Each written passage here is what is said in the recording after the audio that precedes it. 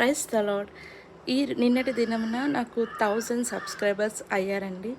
అందుని బట్టి దేవునికి స్తోత్రములు చెల్లిస్తున్నాను. సబ్స్క్రైబ్ చేసుకున్న మీ అందరికీ కూడా వందనాలండి.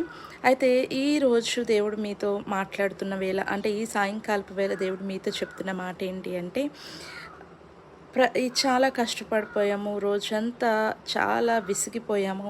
మన కష్టం చేత కానీ, మన పనుల చేత కానీ, లేదంటే ఇతరులు మాట్లాడిన మాట చేత కానీ, సంథింగ్ ఏదో తెలియదు కానీ, రోజంతా గడిచిపోయినాక ప్రశాంతంగా వచ్చి నిద్రపోదాము అంటే రేపేం జరుగుతుందో అన్న ఒక చింత మనల్ని వెంటాడుతుందన్నమాట.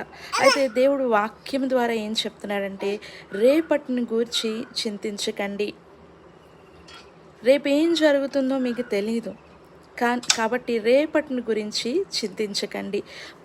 తన ప్రియులు నిద్రించుచుండగా దేవుడు వారికి సమస్తము అనుగ్రహిస్తున్నాడని లేఖనం చెప్తుంది. కాబట్టి రేపొద్దుని గురించి ఏం చేద్దామా, ఎలా జరుగుతుందా, ఏంటా అనే విషయం ఒకవేళ మీరు ఆలోచిస్తూ ఉంటే, దయచేసి వాక్యం ద్వారా దేవుడు చెప్తున్న మాట ఏంటంటే, రేపటిని గురించి చింతించకండి. మీరు ప్రార్థించుకొని ఆయనకి విడిచిపెట్టి ప్రశాంతంగా నిద్రపోండి. మీరు నిద్రిస్తుండగా మీకు రేపటికి ఏం కావాలో దేవుడే తప్పక సమకూరుస్తాడు.